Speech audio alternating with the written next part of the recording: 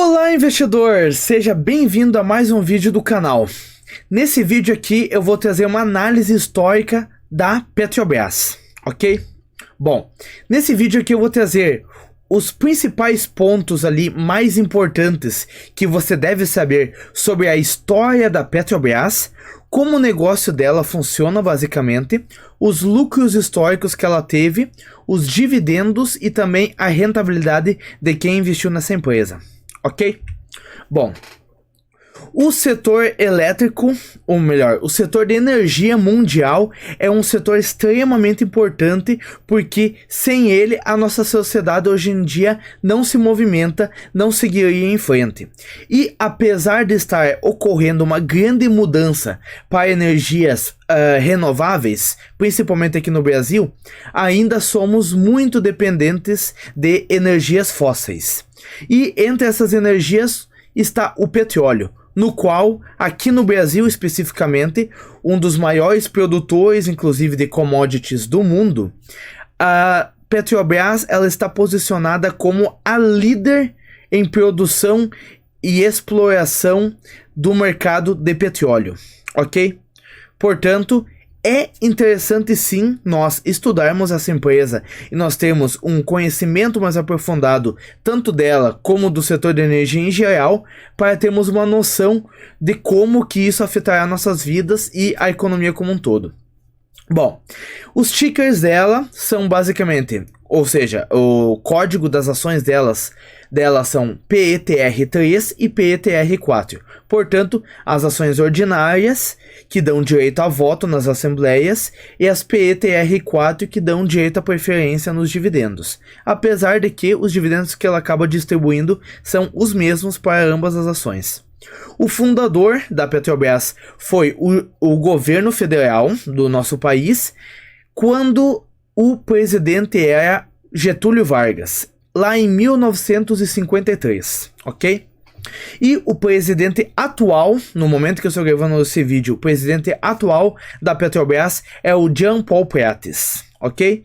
Sendo que o IPO dessa empresa foi feita já no ano de 1969, ou seja, é uma empresa bem antiga da nossa bolsa.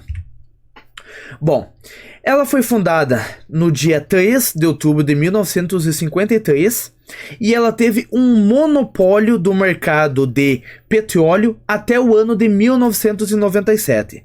Após disso, ela perdeu esse monopólio, teve outras empresas que adentraram no mercado brasileiro, mas ela ainda seguiu sendo a empresa mais relevante de todo o país nesse setor. E ela foi o resultado de uma campanha popular que foi feita naquela época lá, no qual estava sendo impulsionado com o lema, que inclusive é da imagem que eu trouxe aqui nesse slide, o petróleo é nosso.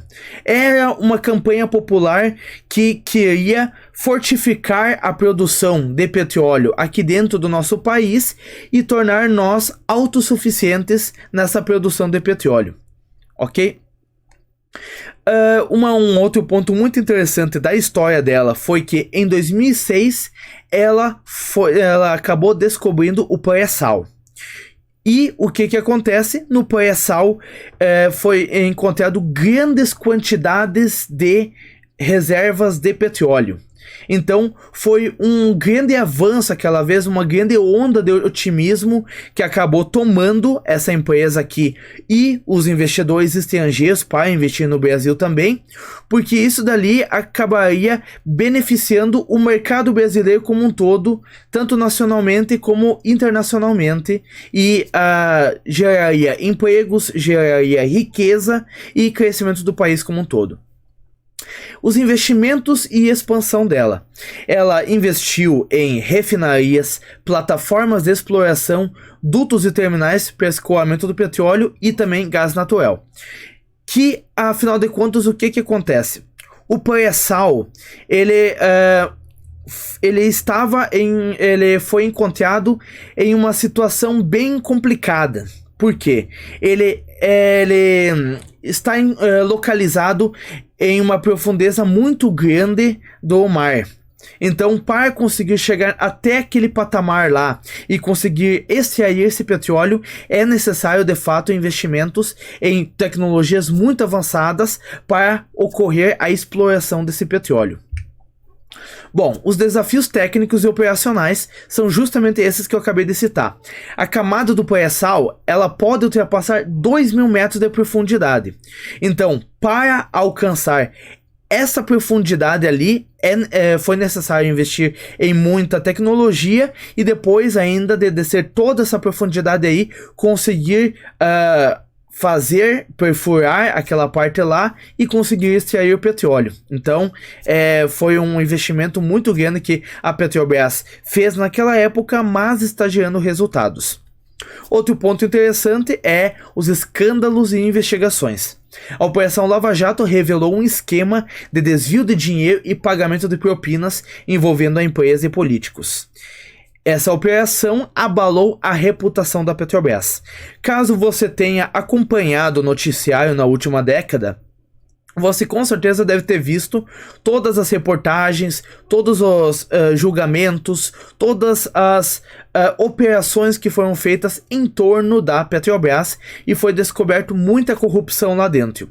Isso acabou prejudicando muito a imagem da Petrobras, que teve que se refazer para conseguir ganhar a sua reputação de volta e a confiança dos investidores, que no caso é esse próximo tópico aqui.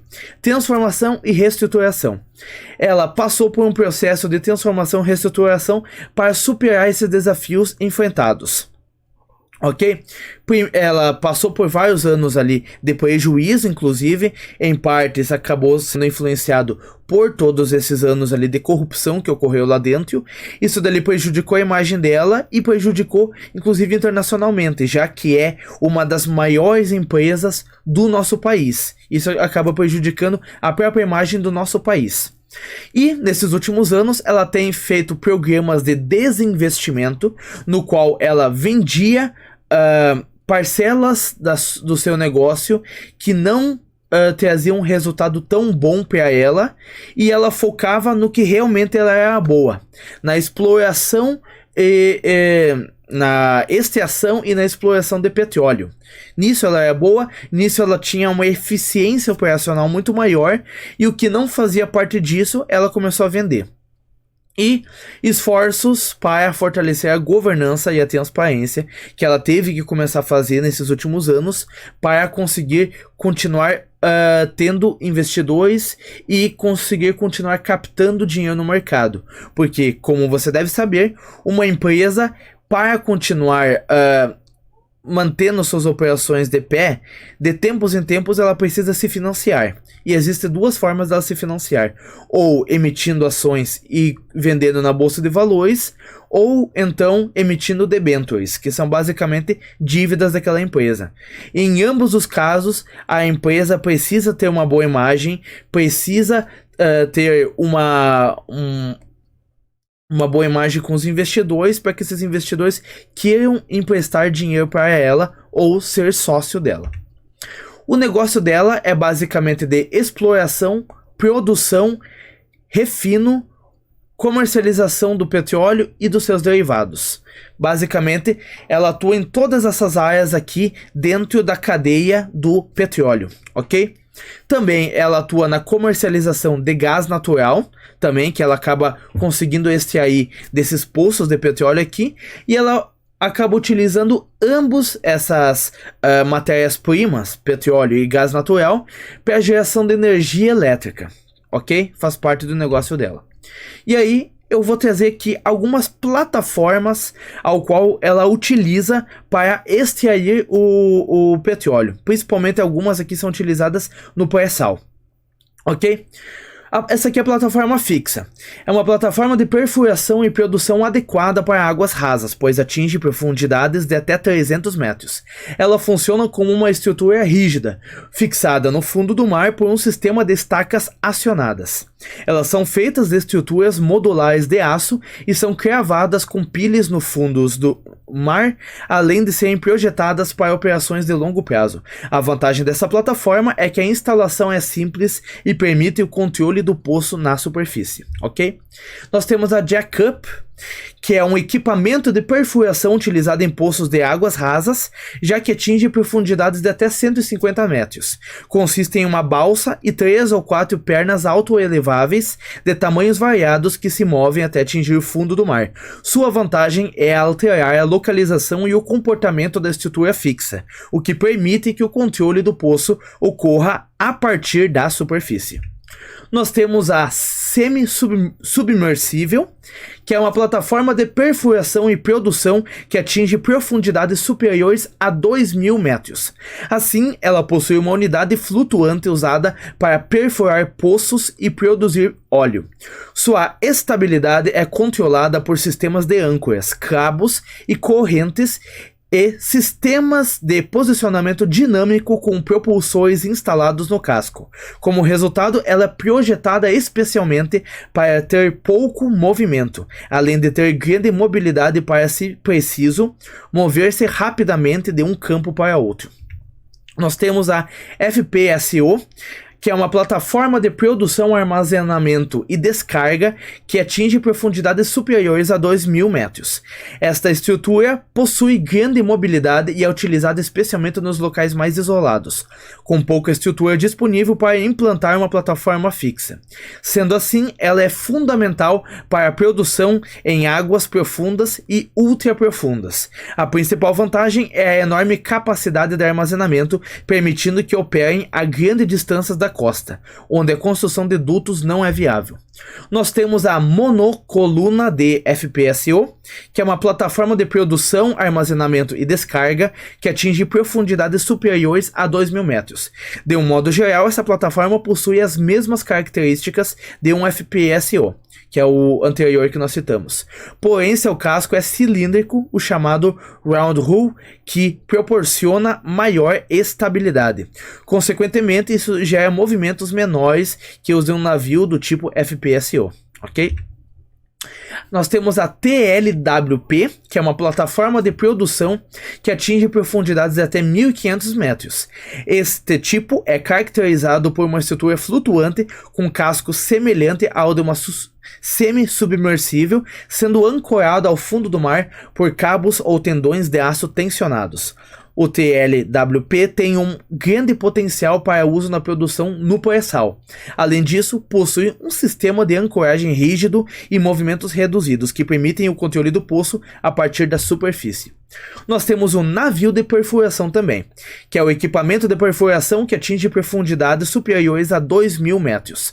Esta categoria inclui uma plataforma flutuante com casco em forma de navio que pode ser ancorada no fundo do mar ou equipada com sistemas de posicionamento dinâmico a fim de manter a posição da embarcação automaticamente.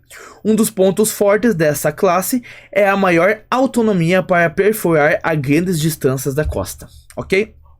Essas são as principais plataformas que a Petrobras utiliza para extrair o petróleo.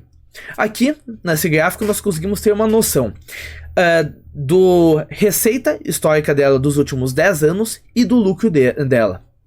Sendo que as barras verdes foram a receita líquida dela nesse período ali, e a linha é o lucro. Portanto, a partir do momento que a linha está abaixo do eixo zero aqui, é porque está tendo prejuízos. Como nós podemos ver, durante os anos de 2014, 2015 e 2016, a empresa teve prejuízos, sendo que em 2017 e 2018 os lucros foram bem baixos, bem pequenos, ok? E aqui é um outro gráfico que mostra para nós isso que eu acabei de citar, ao mesmo tempo que mostra para nós, através das barras verdes, os proventos que ela distribuiu nesse período ali, e nas barras azuis, o lucro líquido dela. Esse gráfico aqui eu peguei do site Fundamentos, e esse aqui eu peguei lá do Investidor 10, ok? O que acontece? Como nós podemos ver nesses últimos anos, os proventos que ela distribuiu foram maiores do que o próprio lucro da companhia. E por que isso aconteceu? Por causa do programa de desinvestimentos dela.